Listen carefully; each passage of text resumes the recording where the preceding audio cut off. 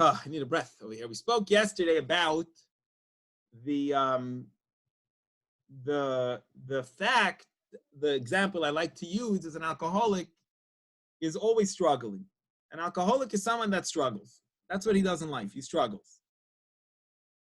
And therefore he's not an alcoholic, even though he hasn't had a drink in 20 years, because he's still struggling. So a person who is a tzaddik, we said yesterday. Who is a tzaddik? A real tzaddik is someone that doesn't even want to do evil. That's a tzaddik. You want to talk about a real tzaddik? I mean, you're perfect, you're pure, you're holy, you're righteous. It's really someone who reached a level which they don't even have motivation to do bad. And the problem will become, as somebody mentioned yesterday, well, how do we have tzaddikim today? And that's a very high level. Let's look inside Tanya as we'll start with that idea. Okay. So here's what he says. This is that we often say, people throw around the word tzaddik, you know, this guy's a tzaddik. And people throw around all these words.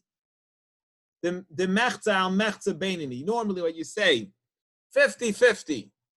A guy's 50% good, 50% bad, he's an in-betweener, right? That's what we normally say. 50% good, 50% bad, the guy's an in-betweener. But if he has more good deeds than not good deeds, he's a tzaddik, mikri tzaddik.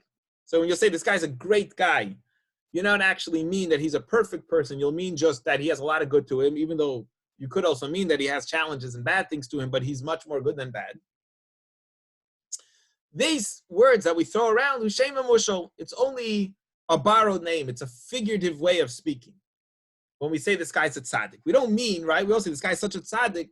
You don't mean that he's really a full tzaddik, that he doesn't have an evil inclination. Why do we use it for? Le'inyan schar v'oinish, regarding reward and punishment. Why does it go by 50-50 is called intermediate and majority good is regarding reward and punishment, you say tzaddik? Because that's how you're judged. So you go up before 120 before the heavenly court, and the heavenly court says, look, you did some wrong things, but you did more good than bad, go to heaven. Because you did more good things than bad. He's called righteous in the court case that takes place because you've done more good than bad. So since you come down to this world and you've done definitely some bad things, but you've done some more good things than bad, or a lot more good things than bad, you end up winning the court case and you go to heaven, and the court case sides with you, right? Like, you know, sometimes they have this picture, the good angels bring up all the good stuff, the bad angels bring up the bad stuff, and as long as you have more good things than bad, you win the court case and you go to heaven. And that's why we use the term tzaddik. That's where we use the term tzaddik. But if you really want to get technical and you really want to define the true definition of you want to really talk about who is a real tzaddik and who's an intermediate guy, you want to know the truth. The rabbis of blessed memory say, tzaddikim yetzer toiv shayfton. A tzaddik, his godly soul, his good nature is in complete control. That his heart is void within me. He has no evil inclination. He got rid of it. He got rid of his evil inclination. He has no drive or lust or desire to do anything negative, anything selfish. He's completely and totally an unselfish person, selfless person. And this is what it says by King David, because he killed his evil inclination with fasting. After he sinned, as Terry just mentioned, the sin of King David with Bathsheba, King David tremendously regretted it. As we see, he had the character of his great-great-grandfather Yehuda, who admitted when he did something wrong, or seemingly wrong at least, and therefore he fasted for much of his life, and he fasted so much that he has no Yetzer Hara, he has no evil inclination. You know, they say as a person gets older and he loses his stamina and his drive, you know, he doesn't sin as much because, you know, he doesn't have much energy left to sin. So he says, so this is a tzaddik. You want to know what a tzaddik is? The guy who's so holy, he reached a level where he has no impulses and addictions anymore that he wants to do bad. But anyone who has not reached this top-notch, amazing level, Even though you have much more good deeds than bad, you're a man full of good deeds and very little bad deeds. Sorry, mister, you're not a tzaddik at all. You're not a tzaddik at all. You have a very strong Yetzer Hara and evil inclination, and therefore you're challenged, and therefore you're not tzaddik. You might be acting like a tzaddik, but you're definitely not a tzaddik because you have all the addictions and the wants and desires that a not tzaddik has. Therefore, the rabbis of blessed memory said this is a big problem.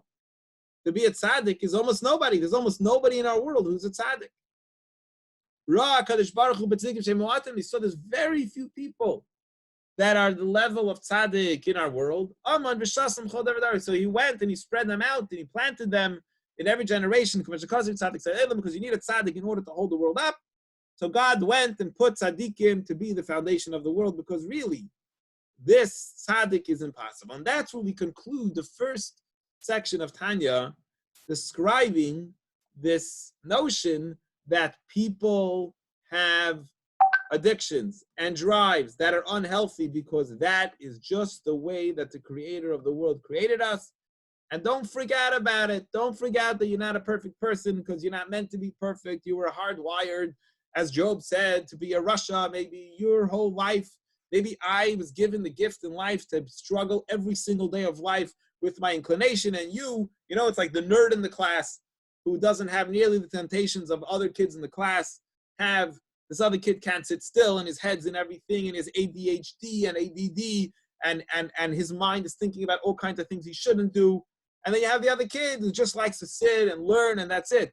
It's just the way Hashem created it. Now, we both can't sin, but it could be I in life have a much greater challenge than other people in life have in my own personal life because I'm struggling with this thing that you're not struggling with. So the guy, it's like exactly with the alcoholic. One guy cannot hold himself back. He looks at a drink, he needs to have it, and he's going to go crazy with it. The other guy couldn't care less. He looks at the drink and wants to throw up.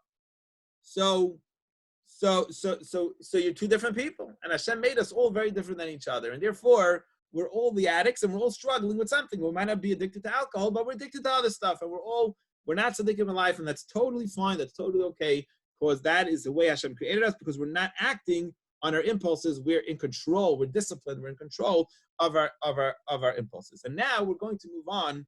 We continue to understand the person. We're going to move on to the makeup of the person. So to explain this idea, we'll understand this whole makeup of the person according what's written by the great Kabbalist whose name was Chaim Vital. He was a student of the great Kabbalist the Arizal, which you might have heard of.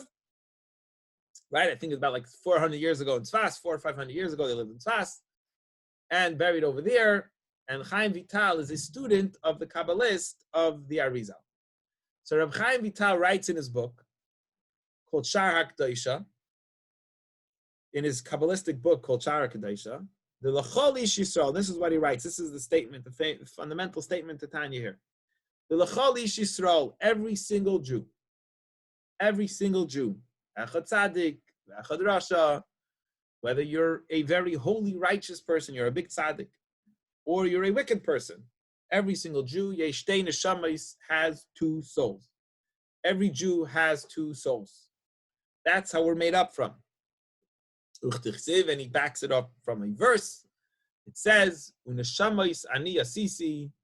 It says in the verse, Uneshamot. It says in Isaiah, it says that when the spirit of man which emanates from me will be humbled.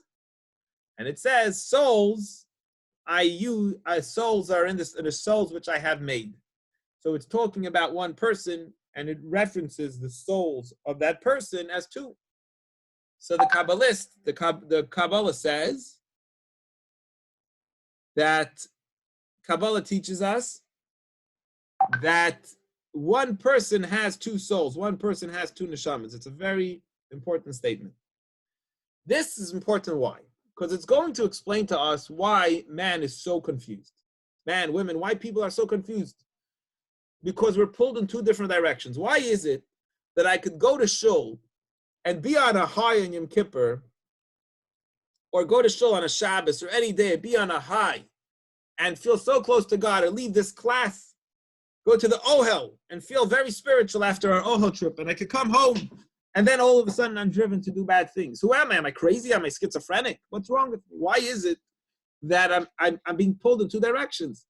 And you're right, it wouldn't make sense that you should have such different desires if you were really only had one soul. Because if you had one soul and your soul was on fire for God, how do you flip so quickly? And the answer is you don't have one soul. Every person has two souls. And he's going to describe now what the two souls are. So two life forces that are inside you.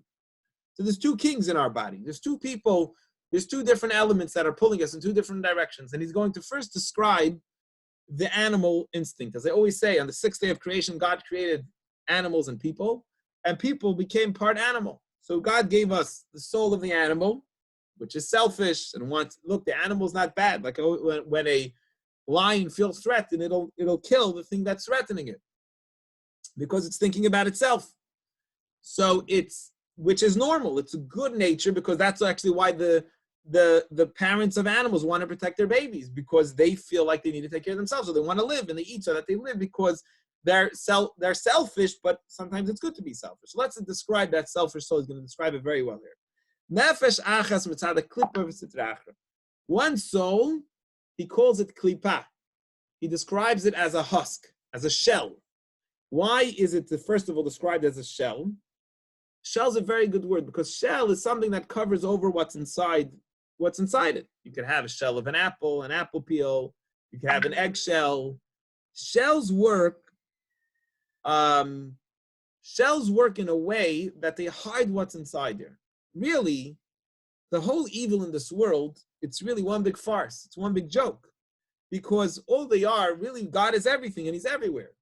The evil works in a way that it covers over and hides what the truth really is. Otherwise, it wouldn't be successful. So hide and go seek is its greatest talent of the evil inclination. Right? To hide and go seek is the greatest talent of the evil inclination. So one soul, the animal soul, the soul in your body, its whole method of working is to hide God, that you can't see the truth that's going on around you. That's called the animal soul. Where is this soul found in your body? Oh, I forgot. Another word is sitra achra. It's called the sitra achra, which means the other side. It's the opponent to godliness and holiness. So there's two names given to it. One is it's called a shell, a husk, a cover, a veil, a hiding, because it's hiding the truth. Otherwise, no one would ever sin. So it needs its way of working, its way of business is to hide the truth. Otherwise, it would never be successful in life. You would never sin if you saw the truth of what your actions are doing. It's only because you can't see it. And number two, that it operates in that mode of hiding. And number two, it's considered always the antithesis to holiness. It's going to always be the opposite. You know, if you have light, you have dark. There's always got to be an opposite. So the opposite is sitra achra. Where is that found? That is your animalistic soul. That's your animal. You're part animal. So that's in the blood. Where is that? That's in your physical body. That soul is you, man. It's totally you. It's made up of you. It's in your blood. And that's in your blood because your blood is what makes your body live, right? The blood circulates and gives life to the whole body. That's actually the physical body works. In the bloodstream, in the blood system is where God put the soul to be part of your physical body. And he's going to say, where do we see in the verse? Because God says, he says that the soul is in the flesh to sustain your body, right? It says in Leviticus, it says you're not allowed to eat the blood of an animal. That's why when we kosher food, the blood needs to be poured out because you're allowed to eat the animal. You're not allowed to eat the soul of the animal. Therefore, Jewish people have to get rid of blood where the soul operates in the animal. We're not allowed to eat the soul. So Judaism holds that that's the reason why we get rid of the blood in the animal. But because the soul is in the blood, that you also have that soul in your blood, the animal soul that you have. This soul that's covering godliness, that's hiding godliness, that's the antithesis to God. Because what is godly? God is selfless. Animal is selfish. So it's the antithesis to God. It's the opposite of godliness. And all your selfish, animalistic, human natures, right? When the kids are fighting over the remote upstairs in my house, or they're fighting over who gets the last sweet yogurt that's in the house, or your drive to be selfish for yourself, any means in life, all of your nature come from that soul. That's what you're driving you to do. All this animalistic, human, what's called even human characteristics that you have, all come from that soul. All the negative things come from that soul. Very fascinating as we get into like Chinese medicine now here, very cool. From the 4 elements that, so we're gonna put up a list of 4 categories of selfish, bad characters that everyone has. Some of them have more than others, depending on your personality. But he first goes into, I know I was once telling this a guy who was into Chinese medicine. He said this is a very old idea that's fundamental in the world. And they said there are 4 elements in the world. You probably, all of you know it, many of you know it, that the world's made up from, right? What are they? Fire, air, water, and earth. Everything in the world is made up from those 4 elements. And they're combinations of all 4, which is why, so a human being is made up of fire, air, water, and earth. Our bodies are made up of that. Trees have in it some water, some earth, right? Some fire, some air. And these 4 elements are the general 4 elements in the world. And everything in our world is just a combination of those 4 fascinating elements of how the world is made up. So what we're going to argue now is that the animal soul, and therefore your character, has in it these 4 instincts, animalistic instincts, based off these 4 elements that they have. And he's going to tell you what each of those elements represent, what kind of instinct each of those elements represent. Let's go through it now. The Hainu. So let's take Kas v'Gaiva, pride, ego, and anger. He's interesting. He's bunching anger together with pride. So this guy feels like he's a big shot naturally, and Hashem made him like that. It's not his own fault. Just he walks around. He feels like he's the king of the world, right? Some people walk around. They feel like they're the biggest shlamazel. They feel like they have no self-confidence or whatever. So, and this guy, actually, this might be the guy with this might be the person with no self-confidence, but they're natural. It's amazing. It's actually pretty cool. Sometimes you see a person and you see he walks around like he owns the world. He feels like it. And also there's some people who get angry very quickly, right? Someone was telling me the other day, this woman's in a tough marriage because the husband has this controlling, angry nature, and he's constantly, it's tough for the family to live under it.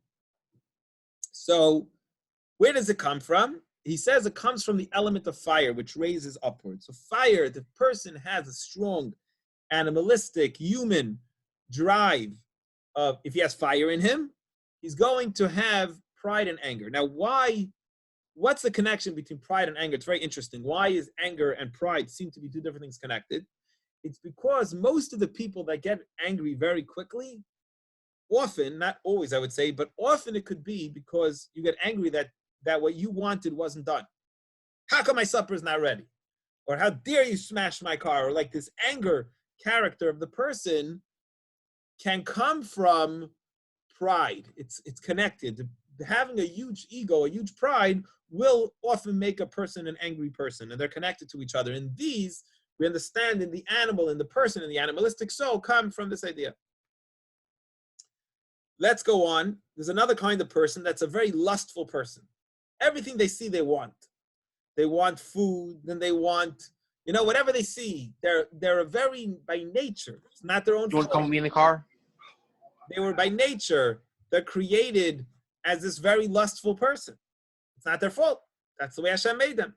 But Taivus betanugim, the lusts in pleasures, they're a pleasure-seeking person. Yisai, that's because they have a strong element of water. What does water have to do with pleasure? Because water is what creates all delicious, beautiful stuff. So water has in it this lust. So if your body, your animal, is made up of water, you're going to have a drive. Hashem's going to program you that you're going to be driven to be a lustful person. Then there are other people that like to waste time. They're scoffing and they're boasting, idle chatter, frivolity, this kind of personality, and wasting time. They just like to do nothing. They enjoy wasting time. Is Misaid Haruach comes from ear. They're full of hot ear, right? So they have a very strong element of ear. They're animals made out of a lot of ear.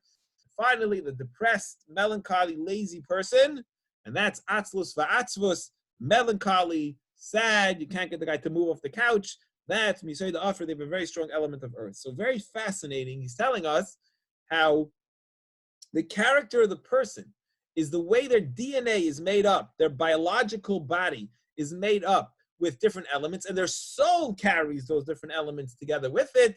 And the soul of the animal, depending on your personality, depending on what your soul's made up, your personality will follow that soul. Fascinating, fascinating, fascinating how he describes how the way the animal works, the makeup, the program, the animal. However, he says you should know, even though this is an animal, and we're all naturally egoistic and selfish,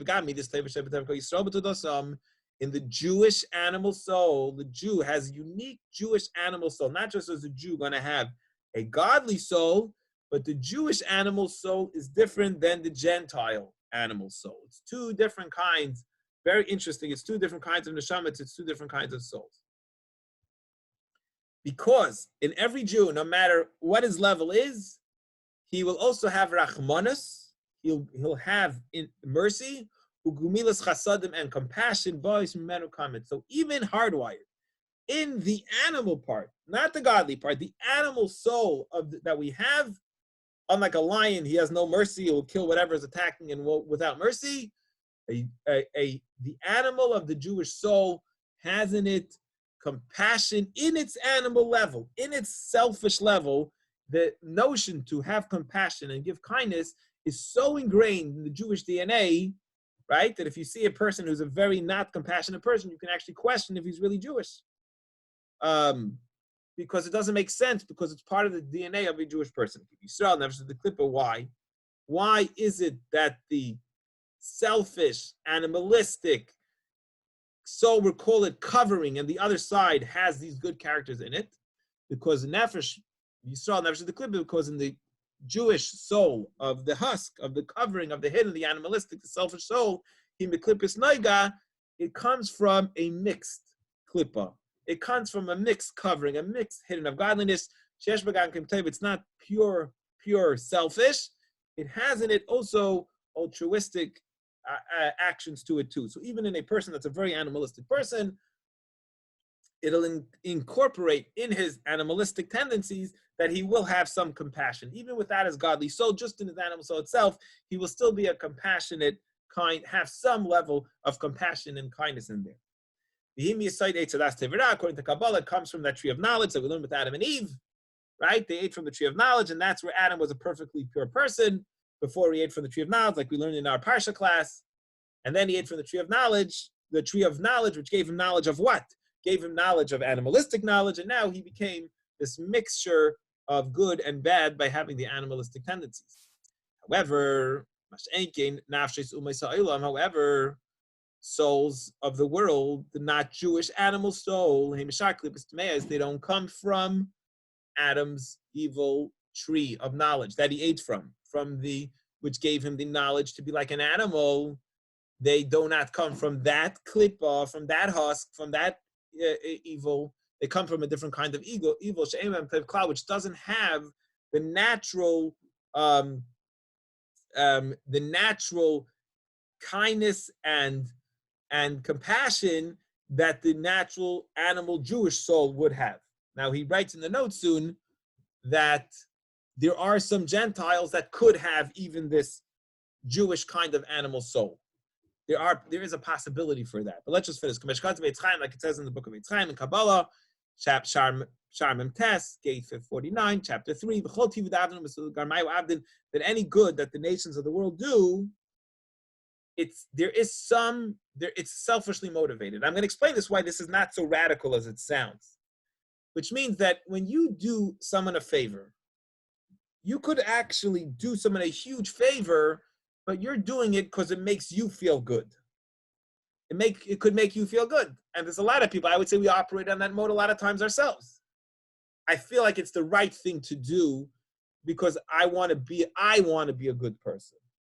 So even when you're doing good, again, we're talking about your motivation could be for your own ego, actually. So you're doing something good to motivate your own ego. So it's not such a bad thing to operate from that level.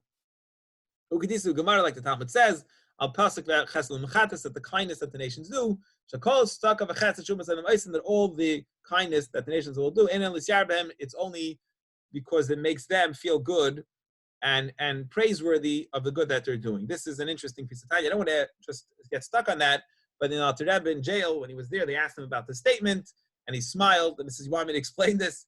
But let's just get back to the main point in Tanya here, so we don't get lost. So the animal soul that we're talking about, the Jewish animal soul, is part and parcel of who we are. It's part of human nature. It's how you're hot-wired. That's how you are. And we all have different levels of addictions depending on what kind of animal soul it is that we have. We all have different addictions depending on the animal soul that each of us carry within us. And depending on that is the kind of person you're going to be, at least with your animal soul. Tomorrow, we'll learn about the godly soul. But it seems like the animal soul is much closer to you. It's who your body is. It's right in front of you. And that gives you the drives that you have. And this is why life's a struggle, because God created this animal soul within you and made that your life's challenge. Your mission in life is going to be to deal with this. So you probably could never get rid of it. You're probably always going to be struggling with it. You want to figure out the best way to deal with it. But it's something that's part and parcel of how you're hot-wired and who you are, that you are partially animal. Depending on what kind of animal you are, you could be a lion, you could be a bear, right? You could be a goat, you could be a sheep, you could be more water, you could be more fire, you could be more air, you could be more earth, you could be more of a lazy person, you could be more of a gossiper person. Everyone has their own thing that they're dealing with, their own package in life, their own addiction. It could be alcohol, it could be drugs, it could be, right, saying mean things, whatever it is, depending on who the person is. And that is the end of today's Tanya. There's two souls, and we described a little bit the animal instinct soul that each of us carries within us. Any questions or comments? Yes, Mitchell. So when we talk about the Yetzer Hara, I always envisioned it was from without, from the outside. No, is that what we're talking about today? According to this, it's in you. Right. The struggle is within you. You're right. That's an amazing point you just made. There is also that idea of the Yetzer Hara, the big angels who are trying to trick you. You're right. But the greatest battle is right within inside you. You're right. It's an amazing point. So the ghosts, not real ghosts, but the it's like the devil within you. The greatest struggle we have in our life is really ourselves, right? It's really the struggle we're internally dealing with. Each one of us are dealing with an internal struggle. So you're right. The term, we're going to learn these terms as we learn Tanya. Klipa and Sitra Achra is the animalistic soul. That's within you. You're right. There is the Yetzer Hara. You're right. There is that. But the greatest one you deal with is your own addictions that you're dealing with. That's the greatest ghosts that are in the closet. What's hidden in the closet, it's within your own soul. What's driving you? The challenges are really the greatest challenges that are within. Yeah, Ira. So you said basically everyone's hardwired with these characteristics. You're born with a challenge, with your internal challenge that you have. So they can be changed, or I mean, what's the point? What's the point if it's the way? You're asking an excellent question. You know what I'm saying? I mean, people try to get better. We're trying to learn Torah here. We're trying to improve ourselves. But you're saying, if I didn't go to yeshiva as a kid, it doesn't matter. So you're asking such a good question. You're asking an excellent question. It means you got it. Hold on. Terry, say that again. Terry, did you hear him? Yeah. Your husband got it. Ira hit the nail on the head. I gotta get credit when I can. No, you get a lot of credit. That you're both Mitchell and Ira's questions is really, really teaching us about the foundation of life struggles in Yiddishkeit. But Ira, let me ask you back a question. Who says the goal is the end? Maybe the goal is the struggle. I don't know where he went. I hope you can hear me, Ira. Ira, can you hear me? Sorry, what'd you say? That leads us to an interesting question. Maybe the goal is the medium, it's not the end. Maybe the goal is the journey.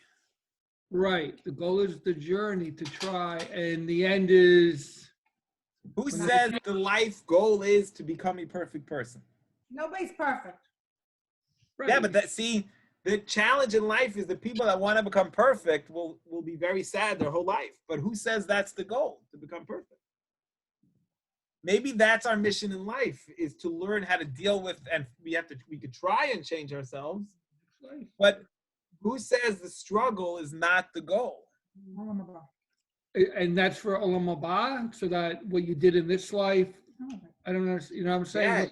No, I'm saying maybe you're making the world a better place by not being perfect and learning and helping yourself and helping the people around you through your challenge. Who says life's goal is to become perfect?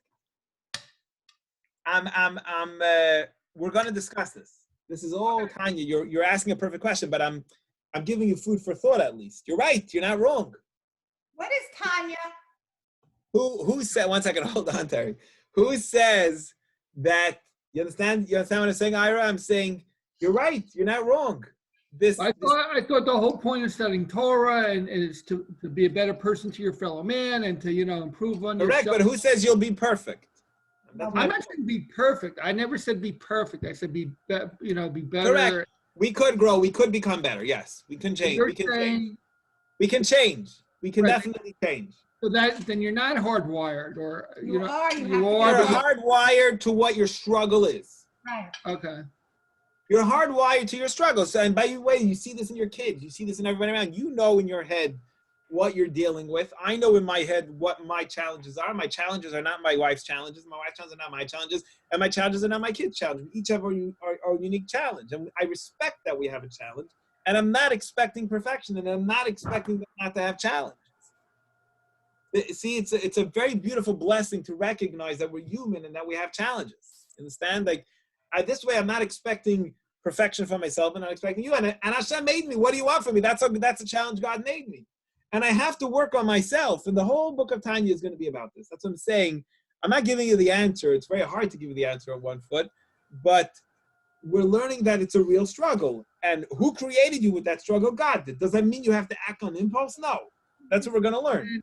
I mean, we have to learn, Ira, we have to learn what we could control and what we can't control. Exactly.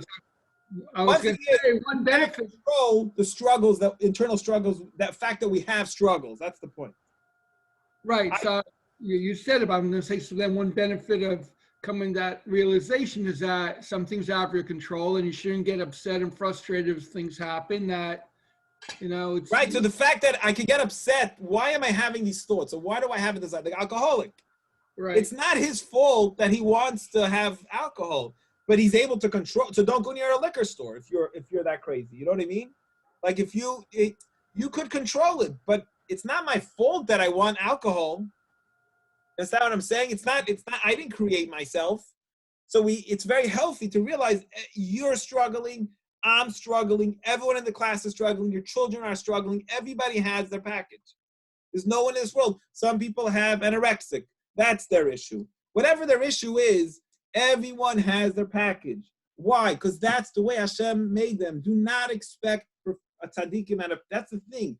This notion, Tanya is actually teaching us that we're human. That's the first step that we're learning, is this idea that you're expecting your kids to be a tzaddik and yourself to be a tzaddik is going to drive you crazy. Doesn't mean that we're not telling you to give in. We didn't talk about how to deal with it yet, but we're trying to say that everybody has this, the animal soul that's part of them. You understand? It's a beautiful thought to realize that we each have challenges in life. And that's one of the greatest things. I say the story sometimes. There's somebody I knew who had the perfect family, you know, like, and everything, perfect kids, perfect family, perfect job, perfect look, like everything top to the bottom. And then all of a sudden one day I found a major challenge that the person has. And I was like, I realized the same life, nobody does that. Everyone has their package. Everyone has it, nobody knew about it. And the person was struggling because they didn't even want to share with anyone the struggle that they were having. So I realized that you know what, it's an acceptance of being human. That's really what it is. And we all are hardwired with a unique struggle that we have in life. And it's part of our mission in life is to deal with that. And that's really what Tanya is starting off by telling you. This book of Tanya is telling you that we have this challenge within us, right? So it's a fascinating class to learn that that you're having a struggle. You're not weird. You're not crazy. There's nothing wrong with you, because that's how Hashem made you. Why Hashem made you like that? How we're going to deal with it? What's the guidance of the Alter Rebbe? That's going to be in Tanya. But first we have to know that we have two souls And one of the souls is a selfish, animalistic, human soul that we have. And that is, yeah. Any other questions or comments?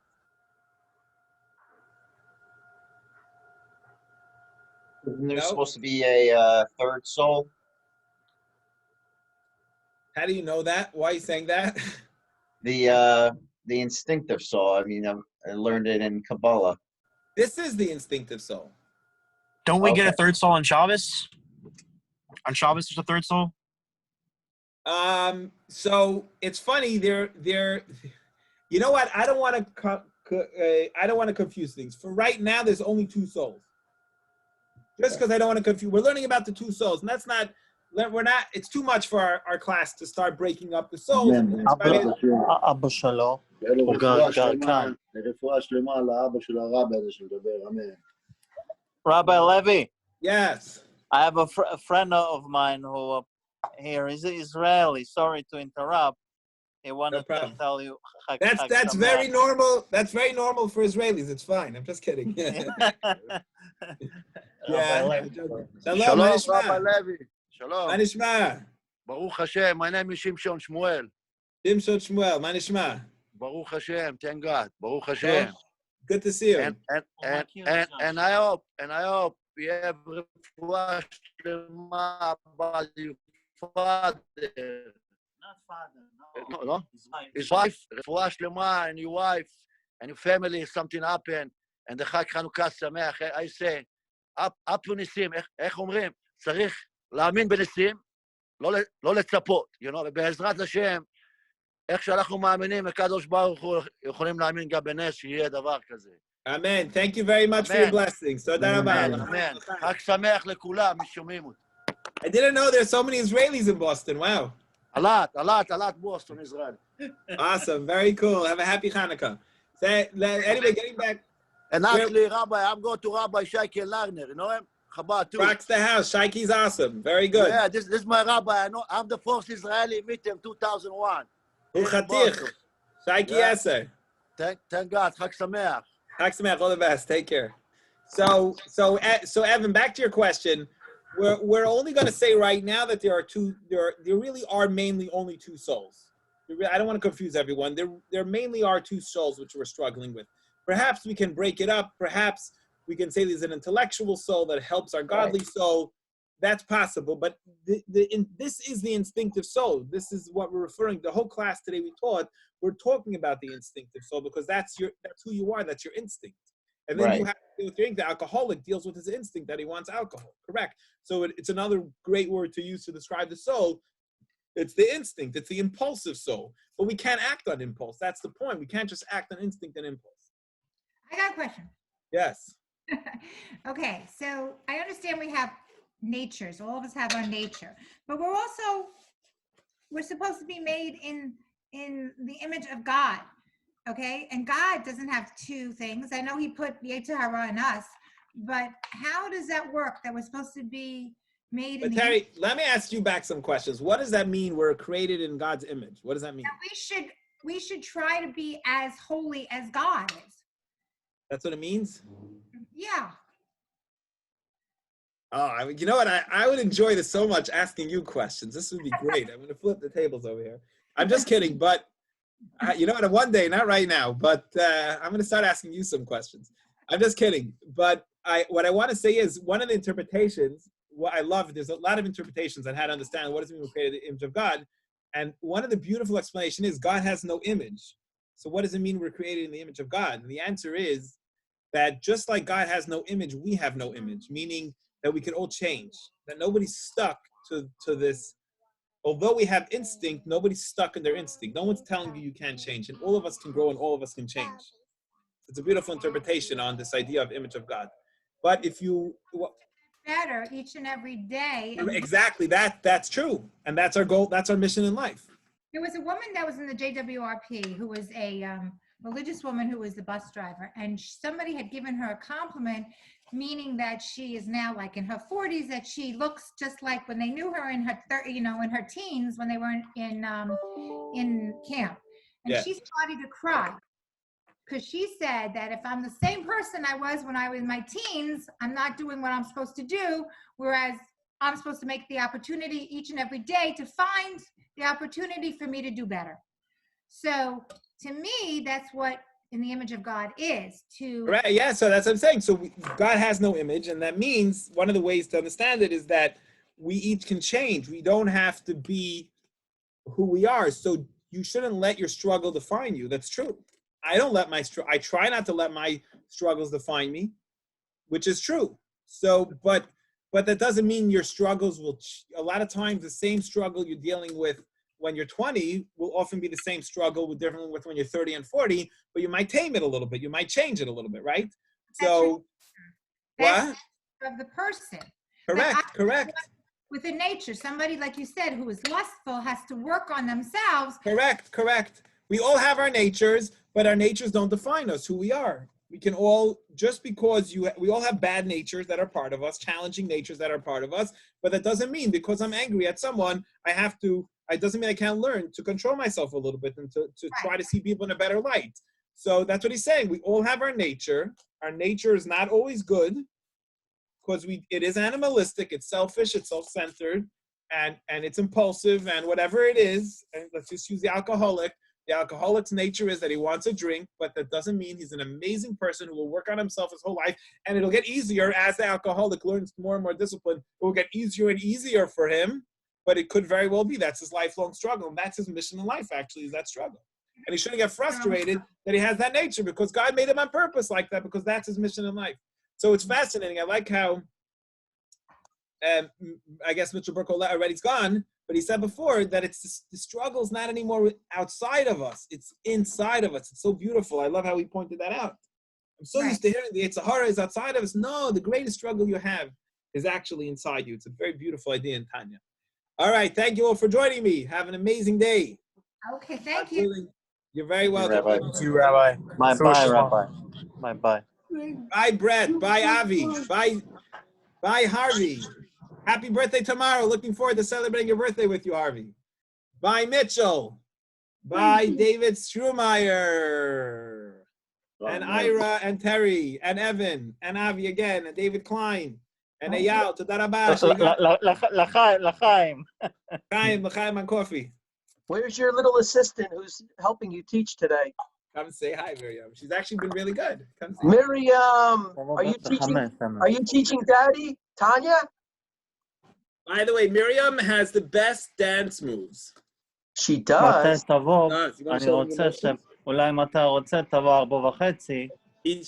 shows me her motions. I have some videos of all the different dance motions she knows how to do. She says Miriam looks just like mommy. I think so. This is a copy of her mommy right here. Yeah, Miriam looks just like mommy. Same face. Looks like mommy? Yeah. Yes, you do. Miriam, are you taking care of mommy? You giving her matzo ball soup? Chicken soup is the best penicillin. Yes, that's right. Yes, the best penicillin. Michael Caine dropped off like 10 bottles of chicken soup, like 10 containers of chicken soup for Shabbos. That's nice. That's nice. That stuff. Awesome. Good stuff. All right, Rabbi. All right, take care, everyone. See you tomorrow. Take care. I'll see you in Shul this weekend or no? Yeah, I don't know. I'm done with Corona. If they have Shul, I don't know if they're having Shul. Okay. But Shul has been off till now. All right. I'm getting out of quarantine tomorrow. We're done. Whatever I say. Yeah, okay, awesome. It's good. David, you can't call me a tzaddik anymore based on the Tanya if you listen. I know, I listen, but it's very difficult. It's very Beinoni. Call me a Beinoni now. I can call you a tzaddik protege. Okay. Call him Baal Tshuva. Call him Baal Tshuva. Baal Tshuva stands higher than tzaddikim. Just will be aware. I like that. Baal Tshuva. I like that. BT. The short is BT. BT. All right. Good stuff. Take care, everyone. Have a great day. Thank you, bro.